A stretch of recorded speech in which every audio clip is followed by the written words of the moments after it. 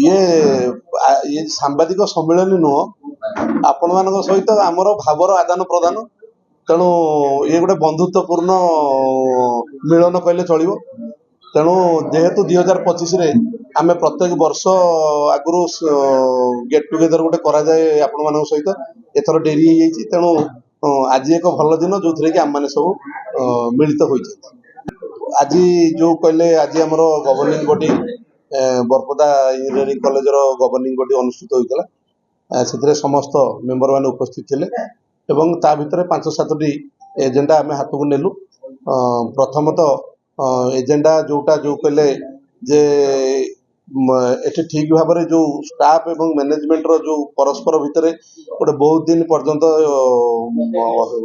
ଯୋଉ ମିସ୍ଅଣ୍ଡରଷ୍ଟାଣ୍ଡ ତାକୁ କହିବା ଯୋଉ ଲାଗି ରହିଥିଲା, ତାକୁ କେମିତି ଆମେ 2025ରେ ଏଟାକୁ କ୍ଲୋଜ୍ କରି ଉଭୟଙ୍କର ପରସ୍ପର ଭିତରେ ଯେମିତି ଭଲ ଭାବର ଆଦାନ ପ୍ରଦାନ, ଭଲ ରିଲେସନସିପ୍ ଡେଭଲପ୍ ହଉ, ଯାହାଫଳରେ କି ସେଠି ଅନୁଷ୍ଠାନ ପ୍ରତି ମଧ୍ୟ ଭଲ ହେବ, ଷ୍ଟାଫ୍ ତାଙ୍କ ନିଜ ପାଇଁ ଭଲ ହେବ ଏବଂ ସୋସାଇଟି ପାଇଁ ମଧ୍ୟ ଭଲ ହେବ। ଏବଂ ଦ୍ୱିତୀୟରେ ଆମେ 2 ନମ୍ବର ଏଜେଣ୍ଡାରେ ଆମେ ରଖିଛୁ ଯେ ୟୁନିଭର୍ସିଟି ପାଇଁ ମାନ୍ୟବର ମନ୍ତ୍ରୀଙ୍କ ନିର୍ଦ୍ଦେଶରେ ଜିଲ୍ଲାପାଳ ମହୋଦୟ ଯୋଉ ଜାଗା ସନ୍ଧାନରେ ରହିଛନ୍ତି, ଆମେ ଭାବୁଛୁ ଗୋଟେ ବେଟର ପ୍ଲେସ୍ ଅନୁସାରେ ମଧ୍ୟ, ଯେହେତୁ ଏଟା ଗୋଟେ ଏଜୁକେସନ ଜାଗା ଆମର ବରପଦା, ସେଠୁ ମଧ୍ୟ ଯଦି ଜିଲ୍ଲାପାଳ ସାର୍ ଚାହିଁବେ ସେଠି ମଧ୍ୟ 20-25 ଏକର ସେ ନେଇକି ଭଦ୍ରକ କଲେଜର ଯୋଉ ଅଟୋନମସ୍ କଲେଜର ୟୁନିଭର୍ସିଟି ହେବା ପାଇଁ ଯୋଉ ଖୋଜୁଛନ୍ତି ସାର୍, ତାକୁ ମଧ୍ୟ ଆମେ ଦେବା ପାଇଁ ରାଜି ଅଛୁ। ଏବଂ ତୃତୀୟରେ ଆଉ ଗୋଟେ ମଧ୍ୟ ଯୋଉ କହିଲେ ହରେକୃଷ୍ଣ ମହତାବଙ୍କ ନାମରେ ନାମିତ କରିବା ପାଇଁ ଇଞ୍ଜିନିୟରିଂ କଲେଜକୁ ଆମେ ଏକ ପ୍ରସ୍ତାବ ମାନ୍ୟବର ମୁଖ୍ୟମନ୍ତ୍ରୀଙ୍କୁ ଆମ ବିଧାୟକଙ୍କ ଜରିଆରେ ଆମେ ଦେବୁ, ଯୋଉଥିରେ କି ସେଟାକୁ ଯଦି ଚାହିଁବେ ସରକାର ତାକୁ ଡାଇରେକ୍ଟ ଗଭର୍ଣ୍ଣମେଣ୍ଟ କଲେଜ କରିପାରିବେ ଯଦି ଆମେ ବହୁତ ଖୁସି ହେବୁ। ଯେମିତି ବୁର୍ଲା ରହିଛି, ଆରିସି ରହିଛି, ସେମିତି ବରପଦା ମଧ୍ୟ କେମିତି ଗଭର୍ଣ୍ଣମେଣ୍ଟ କଲେଜ ହେବ ଆମର ମଧ୍ୟ ଉଦ୍ୟମ ରହିବ। ସେଥିପାଇଁ ଆମେ ନିବେଦନ କରୁଛୁ ମାନ୍ୟବର ଏମ୍ପି ଏବଂ ଏମ୍ଏଲ୍ଏ ତତ୍ ସହିତ ଜିଲ୍ଲାର ମନ୍ତ୍ରୀଙ୍କୁ ଯେ ଏଥିରେ ସେ ସହଯୋଗ କରନ୍ତୁ ଏବଂ ସେ କଲେଜଟିକୁ ହରେକୃଷ୍ଣ ମହତାବଙ୍କ ନାମରେ ନାମିତ କରି ଗଭର୍ଣ୍ଣମେଣ୍ଟ କଲେଜ କଲେ ଆମେ ନିଶ୍ଚିତ ଭାବରେ ଖୁସି ହେବୁ। ତତ୍ ସହିତ ଆମର ଭଦ୍ରକ ଲୋକ ଏବଂ ବରପଦାର ସ୍ଥାନୀୟ ଲୋକମାନେ ମଧ୍ୟ ଖୁସି ହେବେ। ତୃତୀୟରେ ରହିଛି ଯୋଉ ପ୍ରକାର ଆ ପୂର୍ବରୁ ଗୋଟେ ମିଟିଂ ହେଇଥିଲା କଲେକ୍ଟର ମହାଶୟଙ୍କ ଅଧ୍ୟକ୍ଷତାରେ, ଯୋଉଥିରେ ମାନ୍ୟବର ଏମ୍ପି, ଏମ୍ଏଲ୍ଏ, ସବ୍ କଲେକ୍ଟର ଏବଂ ମ୍ୟାନେଜମେଣ୍ଟ ସମସ୍ତେ ଉପସ୍ଥିତ ଥିଲେ ଏବଂ କେମିତି ସାଲାରୀ ଦିଆଯିବ ରେଗୁଲାରଲି ଏବଂ ଏରିୟର ସାଲାରୀ କେମିତି ଷ୍ଟାଫ୍ ମାନଙ୍କୁ ମିଳିବ, ତାପରେ ମଧ୍ୟ ବିସ୍ତୃତ ଆଲୋଚନା ହୋଇଥିଲା। ଆପଣମାନେ ଜାଣିଛନ୍ତି ଯେ 12:30 ରାତି ପର୍ଯ୍ୟନ୍ତ ମଧ୍ୟ ଚାଲିଲା ଏବଂ ଗୋଟେ ନିର୍ଦ୍ଦେଶ ମିଳିଲା ଯେ ଏଇ ଉପାୟରେ ସେଠି କେମିତି ଷ୍ଟାଫ୍ ମାନଙ୍କୁ ସାଲାରୀ ଦେଇହେବ, କେମିତି ଠିକ୍ ଭାବରେ କଲେଜ ଚାଲିବ, ତାର ଗୋଟେ ମଧ୍ୟ ସୂତ୍ର ସାର୍ କଲେକ୍ଟର ସାର୍ ବାହାର କରିଛନ୍ତି ଏବଂ ଯୋଉ ସୂତ୍ର ମାଧ୍ୟମରେ ମଧ୍ୟ ଆଗକୁ ଆମର ସେ କଲେଜଟି ଚାଲିବ ଯେତେ ପର୍ଯ୍ୟନ୍ତ ଗଭର୍ଣ୍ଣମେଣ୍ଟ ତାକୁ ନେଇନଥିବ ଏବଂ ସେଇ ସୂତ୍ରଟି ନିଶ୍ଚିତ ଭାବରେ ଲାଗୁ ଆମେ କରିବୁ। ଏବଂ ଆମେ ଆଶା କରୁଛୁ ଉଭୟ ସୋସାଇଟିର ମେମ୍ବର ଏବଂ ସୋସାଇଟିର ପ୍ରେସିଡେଣ୍ଟରୁ ନେଇକି ଷ୍ଟାଫର ସମସ୍ତ ଷ୍ଟାଫ୍ ଭାଇମାନେ ଏଇ ସୂତ୍ର ମାଧ୍ୟମରେ କଲେଜକୁ ଚଲାନ୍ତୁ ଏବଂ ଆଗାମୀ ଦିନରେ କେମିତି ସେଟା ଗଭର୍ଣ୍ଣମେଣ୍ଟକୁ ଯିବ ସମସ୍ତେ ସହଯୋଗ କରନ୍ତୁ।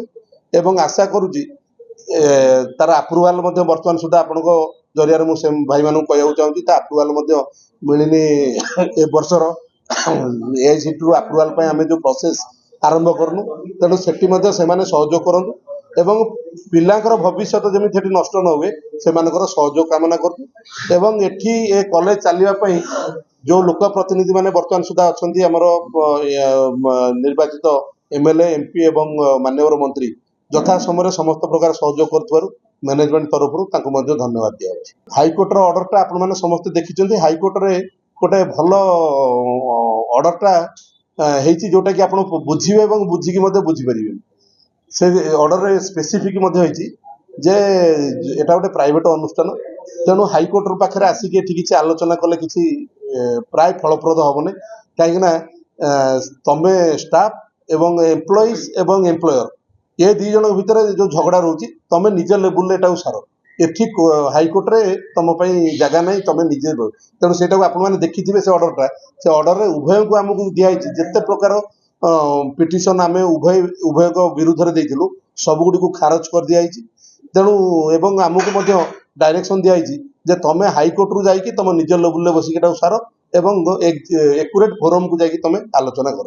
ତେଣୁ ସେଥିରେ ଏଇ ହାଇକୋର୍ଟ ଅର୍ଡରଟା ଆମ ମିଶ୍ରଣ ପାଇଁ ନୁହଁ, हाइकोर्ट ऑर्डर माननीय हाइकोर्ट ऑर्डर को आम उभय सम्मान दवा दरकार एवं सम्मान दवा सहित सोसाइटर मैनेजमेंट एवं सोसाइटर स्टाफ भाई माने ये दुई जन केमी मिसिकी कॉलेज को चलेबे एठी कार ऑर्डर आवश्यकता ना एठी हृदय को हृदय मिसेकी मन को मन मिसेकी चलेबा दरकार जहाँफल कि ये भद्रक लोकों कॉलेज सी से कार पैतृक संपत्ति नुह तेणु मोर अनुरोध समस्त को एठी आम पुणी परस्पर परस्पर को हाथ धराधरी केमी अनुष्ठान आगू चलो एवं ए आमर माननीय विधायक नहीं एमपी ठू नहीं मिनिस्टर किपर सहयोग रमस्त सहयोग अनुष्ठान किपर चलो एवं पिला भविष्य जमी उज्जवलमय हम तापर ध्यान दिंतु आम भितर जो क्रोध आक्रोश थिला 2024 समाप्त कर दिंतु 2025 उभयों गोटे भल वर्ष आसू या से निवेदन।